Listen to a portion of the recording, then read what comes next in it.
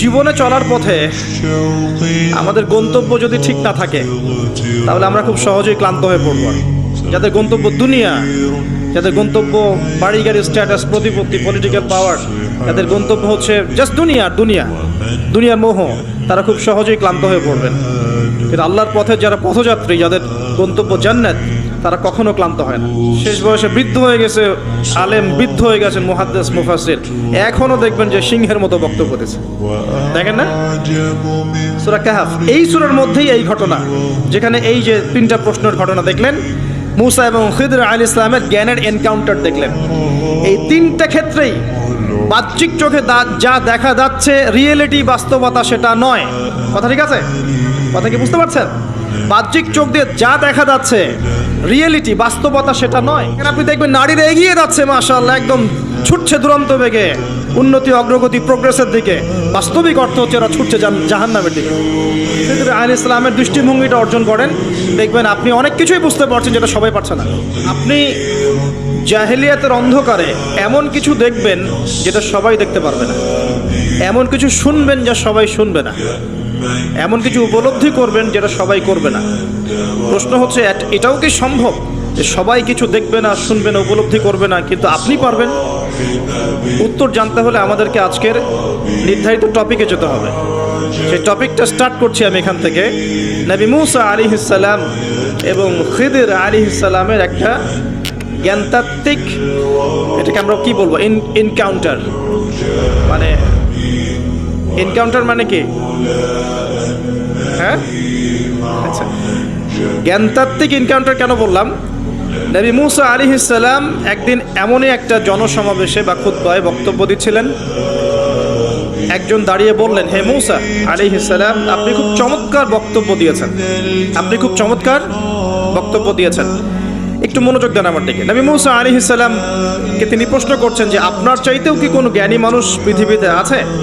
নবী মূসা আলাইহিস সালাম বলছেন যে আমার জানা মতে নাই, কারণ আমার কাছেই আল্লাহর ওহী আসছে, আর আল্লাহর ওহী যার কাছে আসবে সেই নিঃসন্দেহে জ্ঞানী মানুষ, তাই নয় কি?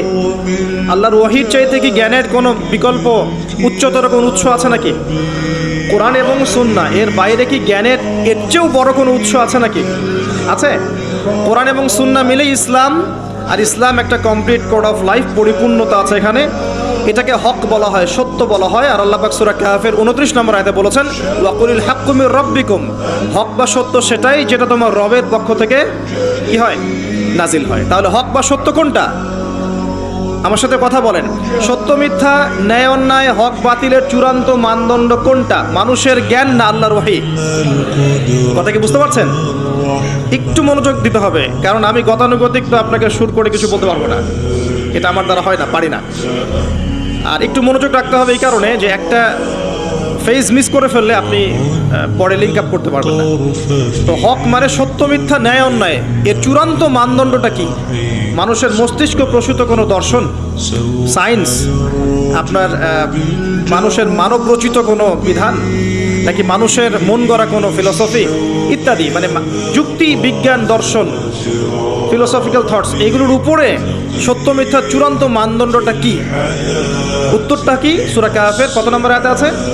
29 নম্বর আয়াত। আল্লাহ পাক বলেন, ওয়াকুলিল হাক্কু মির রাব্বিকুম, হক, সত্য, ন্যায় অন্যায়ের চূড়ান্ত মানদণ্ড তোমার রবের পক্ষ থেকে কি হয়, নাজিল হয়। তাওরাত নাজিল হয়েছিল না রবের পক্ষ থেকে?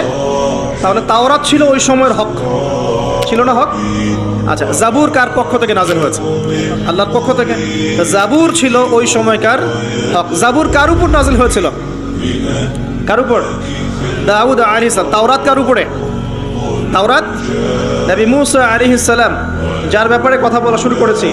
তো মূসা আলাইহিস সালাম বলছেন আমার কাছে তো আল্লাহর পক্ষ থেকে ওহী আসে, তার মানে তিনিই সবচেয়ে জ্ঞানী মানুষ হবেন, স্বাভাবিক, তাই নয় কি? আচ্ছা, ইনজিল কার উপর নাজিল হয়েছে? নবী ঈসা আলাইহিস সালাম। মারা গেছেন না বেঁচে আছেন? আচ্ছা, আবারও আসবেন পৃথিবীতে। এক শ্রেণীর মানুষ বিশ্বাস করে তিনি মারা গেছেন, আর এক শ্রেণীর মানুষ বিশ্বাস করে তিনি আল্লাহর সন্তান ছিলেন, নাউজুবিল্লাহ। এবং তাদের সংখ্যাও কিন্তু প্রায় 500-700 কোটি। ঠিক আছে? এই যে আমরা বলি যে বেশিরভাগ মানুষ যা বলবে সেটাই সত্য, তাই না? মেজরিটি শুড বি গ্রান্টেড, আমরা একটা কথা বলি না? তো এই যে বেশিরভাগ মানুষ বলছে ঈসা আলাইহিস সালাম আল্লাহর সন্তান, নাউজুবিল্লাহ। এখন আপনি কি বিশ্বাস করবেন? ব্যাস, আর কোনো যুক্তির দরকার আছে? এই তো প্রমাণ হয়ে গেল যে বেশিরভাগ মানুষ যা বলবে তা সবসময় সত্য হয় না। কখন সত্য হয়? যখন সেটা কোরআন এবং সুন্নাহর বা আল্লাহর বিধানের আলোকে হবে, তখন ইনশাআল্লাহ তাআলা সত্য হবে। যদি বেশিরভাগ মানুষ বলেন আপনারা যে সুদ হারাম, সত্য না মিথ্যা? বেশিরভাগ মানুষ যদি বলেন মদ হারাম, সত্য না মিথ্যা? বেশিরভাগ মানুষ যদি বলেন আপনারা যে পর্দাটা ভালো, আল্লাহর বিধান ফরজিয়াত, সত্য হবে না মিথ্যা হবে?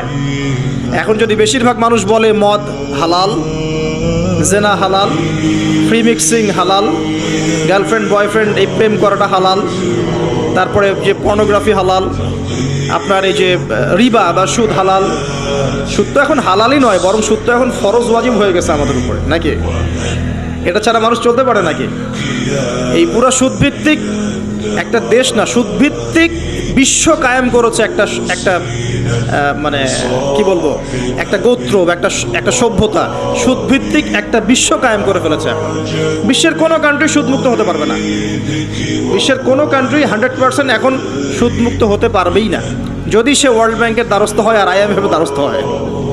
যদি কেউ ওয়ার্ল্ড ব্যাংক IMF এর দ্বারস্থ হয়, সে সুদমুক্ত থাকতেই পারবে না। শ্রীলঙ্কা দেউলিয়া হয়ে গেল কেন? কেন? One of the most important কারণ হচ্ছে রিবা।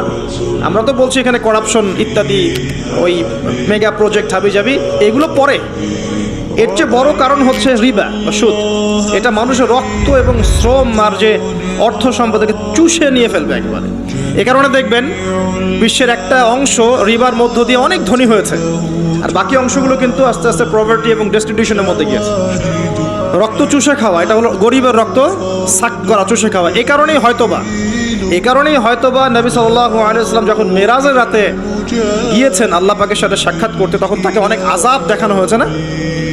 এই আযাবগুলোর মধ্যে একটা আযাব তিনি দেখেছেন, কিছু মানুষকে রক্তের নদীতে ফেলে মাথা ফাটিয়ে দেওয়া হচ্ছে। কিসের নদী? রক্তের নদী, মাথা ফাটিয়ে দেওয়া হচ্ছে। মাথা যখন বিক্ষিপ্ত হয়ে যায়, পাথর দূরে চলে যায়, আবার পাথর ফেরেশতা নিয়ে আসতে গিয়ে মাথা আবার জোড়া লেগে যায়। রক্তের নদীতে সাঁতার কাটছে। নবী জিজ্ঞাসা করলেন সাল্লাল্লাহু আলাইহি ওয়াসাল্লাম, এরা কারা? অপরাধ কি ছিল?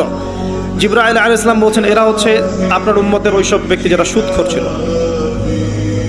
রক্তের নদী কেন? কারণ মানুষের রক্ত চুষে এটা বড়লোক হয়েছে।